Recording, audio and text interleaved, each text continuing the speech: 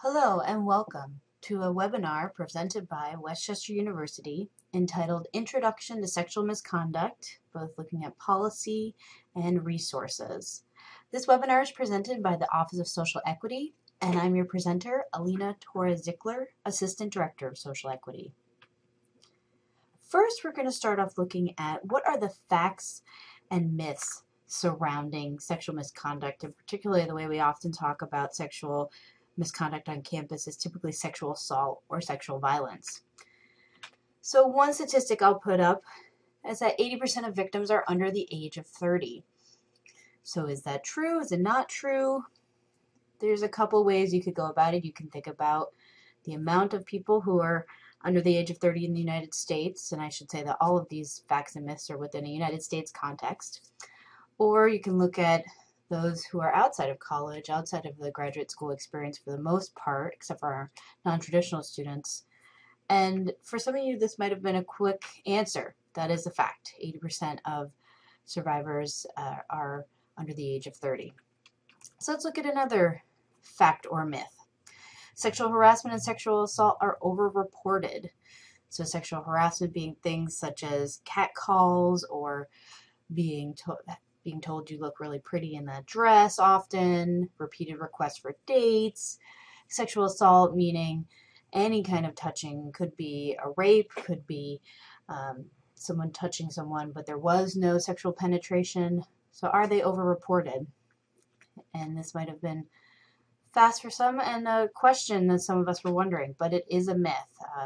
Most studies have shown that sexual assault and sexual harassment are underreported crimes and policy violations.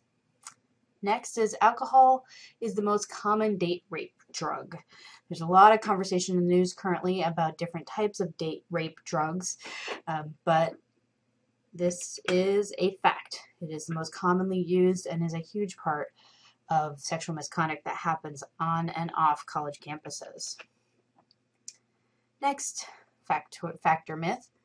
Approximately 2/3 of assaults are committed by someone known to the victim. So that means the person who is a survivor of that sexual misconduct knew the person who perpetrated the conduct. And that is a fact. It is the rape myth of the stranger in the alley, person you don't know, is less likely to happen than being the act being perpetrated by someone known to the victim, either a classmate, a friend, a relative, someone they work with, someone they may have met a couple of times through a friend. It's more likely that that is the person who are perpetrating an act of sexual misconduct. Next, look at sexual assault and sexual harassment only happens to women. So is it common that women are the major target? Are men ever a target of sexual harassment or sexual assault? And that is a myth, because there are, while women make up a majority of those affected by sexual misconduct, men are also affected and are also victims of sexual misconduct. And one last fact or myth. 1 out of 33 men have experienced attempted or completed rape in their lifetime. So you might be asking yourself, is that number too small? The number too high? What are the chances men are affected by sexual misconduct, and particularly looking at rape in this particular case? But would you expect it to be higher or lower? Well, right now, according to RAINN, the Rape Abuse Incest National Network, this is a fact that around right now, or as of their recent studies, 1 out of 33 men have experienced attempted or completed rape in their lifetime. So let's transition into how do we at Westchester University define sexual misconduct? And this is how we break it down in our sexual misconduct policy. There are 5 areas that fall under our sexual misconduct policy. If you start on the left, first there is sexual harassment, which is unwelcome sexual advances, requests for sexual favors, and other harassing conduct regardless of intent of the other party. So as I mentioned earlier, some things might be requests to go on dates a lot, and the person continues to ask and ask. There are pictures, putting up pictures of naked women all over the place. It can make a workplace uncomfortable, and so that could be sexual harassment.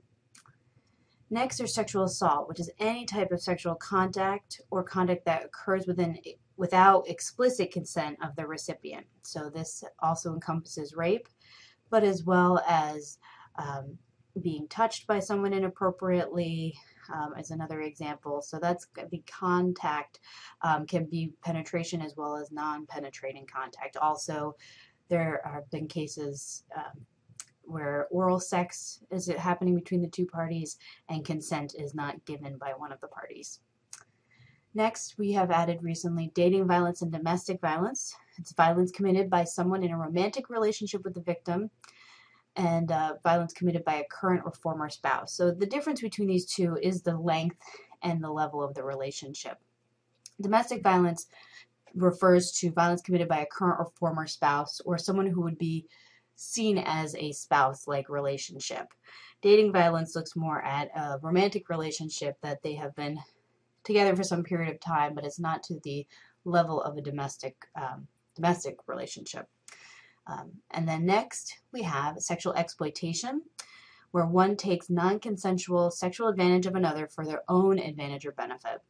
One example of this is, and that we've seen in the news recently, are news stories about roommates in college residence halls where one roommate brings someone home, has sex with them, and the other roommate who is not there or who knows that the other roommate might be bringing someone home, videotapes their roommate having sex with someone. And so either, in some cases, has streamed it live, or they take pictures that they keep. That is sexual exploitation. And that is unfortunately becoming more and more common with the advent of cameras and video cameras with cell phones and other technology. The last definition under sexual misconduct umbrella is stalking, and it's conduct of unwanted behavior directed at another person. And that's very basic, and for all of these definitions, we have much more detailed definitions in our actual paper and web version of our sexual misconduct policy, which you will see the website several times throughout this webinar. So know that there's more nuances to these definitions.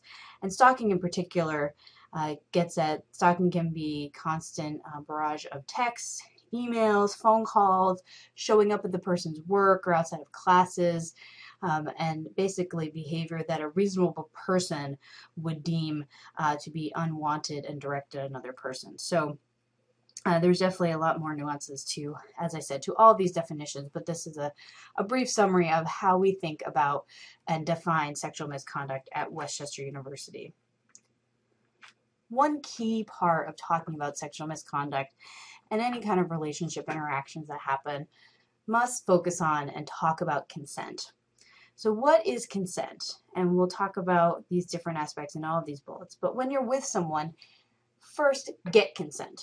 What does that mean? Getting consent for each level of intimacy with a partner. So a yes, a verbal, a clear acknowledgement of what the partner would like to do to move on in your intimate interaction. And consent is given by clear words and responses. No consent. If your partner says no or does not give verbal consent, sexual activity must stop. And that can happen at any point in the intimate interaction with your partner. They may say yes in the beginning. If they start to say no, consent has been revoked. Without consent, your partner cannot give consent if incapacitated with alcohol or drugs. And this is key for everyone to know, that when you are hooking up with someone or having sex with someone, you can't give consent when they're incapacitated. They may not remember the interaction depending on their level of intoxication. There is no consent when intoxication occurs. Keeping consent. Consent for one level of intimacy does not automatically give you a right to all. Get consent at each step. And as I mentioned earlier with the no consent piece, someone may say yes in the beginning, but decide that level of intimacy that you're moving towards is not what they want to do. So you need to check in with your partner. You need to see if that's where they want to move towards. Don't just assume that one yes to a kiss or just even a hug is equal to all levels of intimacy with a person. Next, we're going to talk about what if an assault happens to you. And so this is starting to transition, and what happens if that consent doesn't happen, or if something changes about that consent in an interaction you have with someone. These are some key things to think about and steps you might want to take either for yourself or for someone you know. Seek professional medical attention as soon as possible. Even if you're not thinking about pressing charges, it's good to go to see a medical professional within the first 72 hours after an assault. A post-assault forensic evidence kit, referred to sometimes as a rape kit, is best when collected within that 72 hours. You do not have to press charges after evidence is collected. If it's collected and you at the time want to press charges, or if you change your mind, that's okay. But those 72 hours are crucial to think about collecting that evidence. A crime victim advocate is available to accompany you to the hospital if that is wanted by the survivor. So know that that's a resource that's available from Crime Victims of Chester County. Some other steps to take: do not bathe or douche to help. This helps preserve evidence that they would collect at the hospital. The hospital will keep the clothes worn by the victim as evidence from that night, so you can bring them in a separate bag.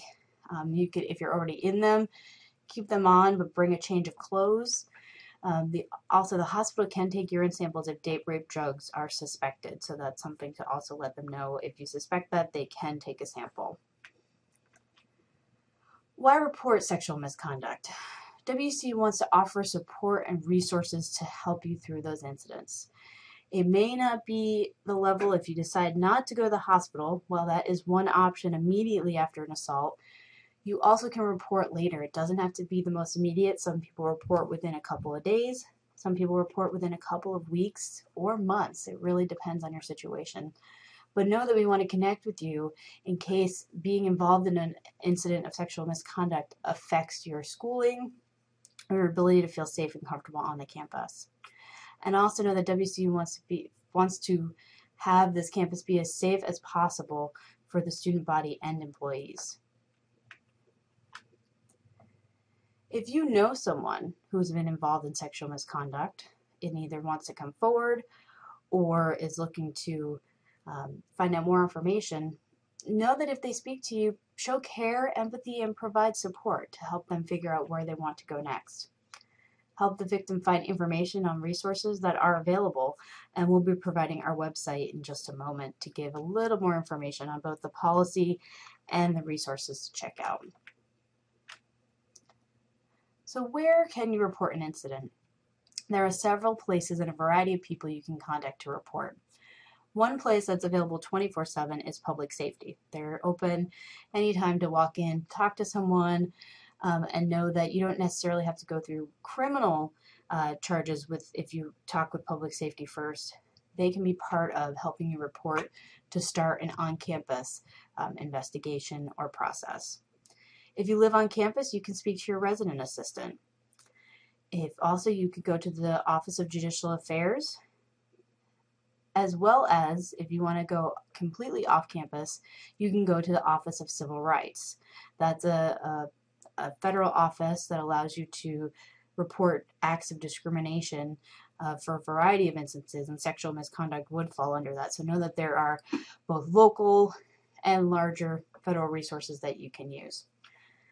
Know that all of these, looking at public safety, your resident assistant, judicial affairs, other people on campus, everyone is required to, if they learn about a sexual misconduct, they are required to report it to the Title IX coordinator, who we will speak about in a couple moments. And so know that a report will be started if you speak with them. If you're looking for a confidential resource on campus, know that there is the counseling center, as well as there are connections to pastoral resources. So know that those are a couple options as well, and we'll get into resources in just a few moments.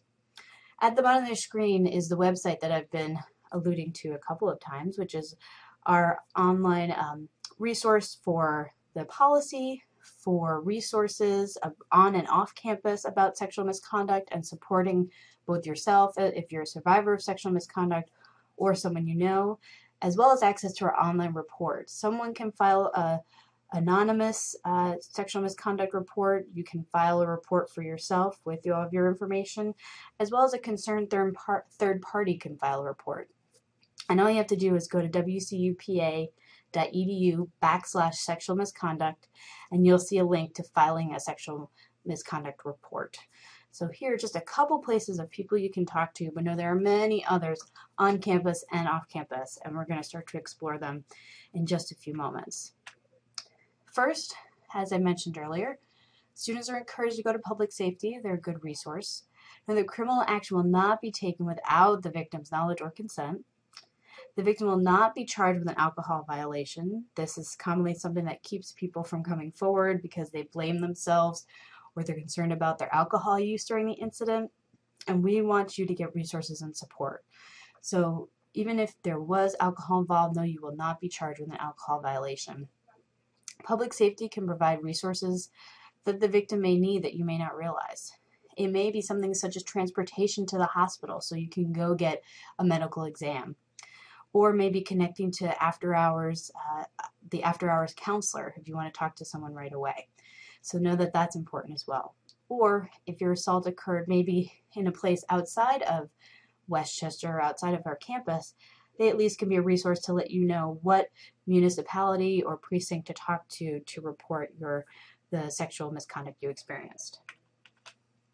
So to start talking about our resources, we have a variety and a network of resources on campus to support students. So first I'll talk about the Assistant Dean of Students, Marian Hammond. She oversees two key offices that work with students related to sexual misconduct. She oversees the student health services as well as the counseling and psychological services. She also sits on the sexual misconduct response team and helps to coordinate campus services for students after instances of sexual misconduct. So she is someone of a name and a face to know that she is a person who will care and support and reach out to help students who have experienced sexual misconduct. Another resource on campus is Student Health Services, located in Wayne Hall. Student Health Services can provide sexually transmitted infection testing and emergency contraception post-sexual if there's a sexual assault or any concerns that you have. So if you're worried about going for your medical care, the Student Health Center is a place to visit. Also know that we have counseling and psychological services on campus. Julie Perone is the director. There are a variety of options both with individual counseling as well as group counseling. There's actually a sexual assault survivors group that's been meeting during the spring 2014 semester, and they are figuring out a date to actually have the group continue for the fall. And so know that that's an option, as well as they have an on-call crisis counselor that you can access through connecting with public safety. Another resource on campus is the Women's Center. They're there Monday through Friday. They have both a lot of programming from the variety of students that work in the center, as well as the Men in Action group is another group that works to look at the men and their roles and looking at masculinity, and also intertwined in that is conversations about men's roles in sexual misconduct, both as survivors and as their role in preventing sexual misconduct from occurring. So the Women's Center overall provides preventative education programs as well as assistance to those who are impacted by sexual misconduct. They also are working on a lot of bystander work in the Green Dot campaign, which will be brought to campus this fall, and also continuing to do primary prevention to look at what are the behaviors that lead to a culture of sexual misconduct on campus and how can we change it. Currently, Alicia Hahn Murphy is the interim director at the Women's Center. Judicial Affairs is the office where Lynn Klinging-Smith is the director, and she is part of the sexual misconduct response team. She can help a victim file a police report or a Westchester judicial report. She can advise victims and the accused of their rights and options in all cases. She can impose what we call interim measures, such as a no contact directive, changing housing assignments or class schedule, so that if a student has survived a sexual misconduct and shares a class with the person that perpetrated the sexual misconduct on them, Lynn can work to change where the class, so that either someone finishes their class in an independent study or someone goes into another section, just so that both students can feel safe and comfortable as the case moves forward. And also Lynn assists with questions about policies around sexual misconduct as well as the procedures. This is for the Office of Social Equity, our office, where Barb Schneller is the director of the office and also the campus Title IX coordinator. So she coordinates all parts of the sexual misconduct response. She is a coordinator for the SMART team, the sexual misconduct response team, and helps to provide assistance to students who have experienced sexual misconduct involving WCU faculty or staff, which is our key part, but also working in conjunction with Judicial Affairs and the Assistant Dean of Students Office to coordinate the student-on-student end as needed in her role as the Title IX coordinator. Some resources off campus that are very key to our work is the Crime Victims Center of Chester County. Crime Victims provides free and confidential services to survivors of sexual assault who reside in or were victimized in Chester County. So they are available 24/7. They have a hotline and can provide crisis assistance. So if you're looking for a confidential resource, the Counseling Center is a confidential resource on our campus, and they have after-hours contact that you can make with them to talk to a counselor. But you can also call Crime Victims of Chester County. They, again, have crime advocates who will go to the hospital with you, as well as they are there 24/7 if you'd like to speak to someone by calling their hotline. They can also give assistance in legal proceedings and also financial recovery. So there are people that you can meet with to talk further if you're looking for a resource that's off campus and would be completely confidential. Additional off-campus resources that you may be interested in reaching out to or checking out. Also the Domestic Violence Center of Chester County, and their phone number is listed there.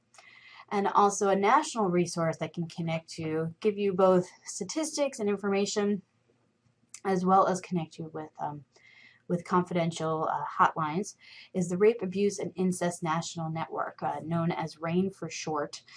Their website is rain.org, and they're a great resource to look at information on a national level, but they also have resources on their website to help connect you with your local crisis response center if you're interested.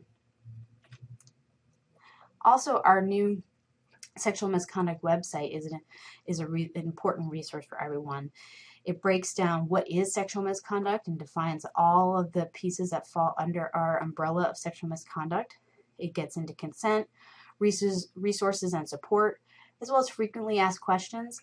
And most importantly, if you see at the bottom left, is also filing a sexual misconduct report is the last button on the side of the website that can connect you to filing that report if you're interested. Because again, you can talk to a resource or office on campus to report an act of sexual misconduct, as well as file your own report if you want to do so. This is a screenshot just to give you a little bit of a sample of what the report will ask about and what information you can provide. It starts off with instructions and asks a little bit about the reporter, and then the victim's information. You do not need to give the victim's name. The victim can stay anonymous.